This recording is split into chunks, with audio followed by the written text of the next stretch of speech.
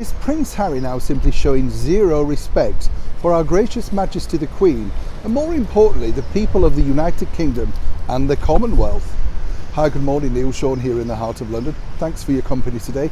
Lovely to see so many brand new subscribers. I hope you're enjoying the channel.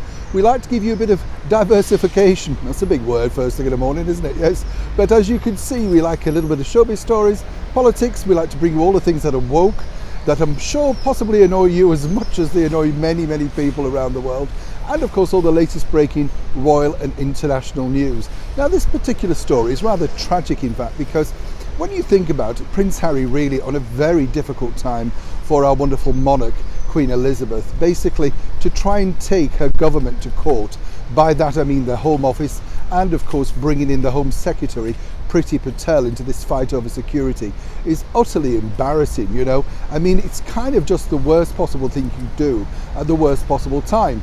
But seemingly for Prince Harry, he ploughed ahead. He was advised not to go ahead with this, but allegedly, as we often have to say on the show, he decided he knew best, as he often does. But seemingly, now it's going to really backfire on him in a PR sort of way. And this again is going to be very damaging for his brand. And when I say his brand, I know people get a bit annoyed about that.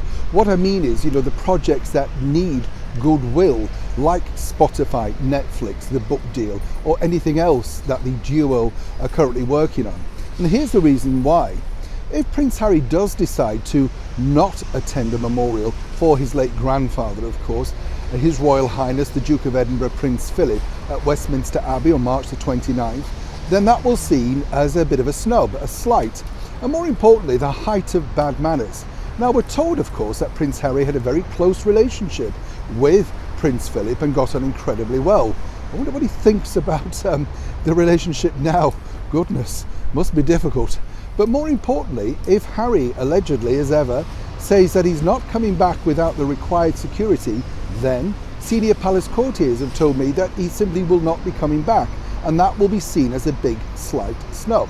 Now, what they'd really like to happen, and this is the first here on the show, they would like to welcome Prince Harry back because they know that this would please our gracious Majesty the Queen.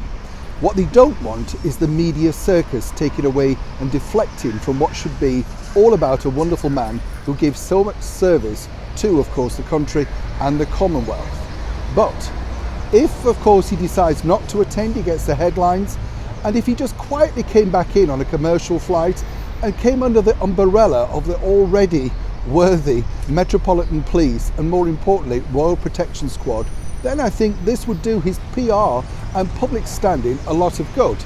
But as ever, as we've seen over the last few weeks, will Harry take notice of those around him? Or more importantly, will he take notice of people that simply know best and want the best for him? And for once, would he put himself second and possibly his grandmother, of course, our gracious Majesty the Queen, first?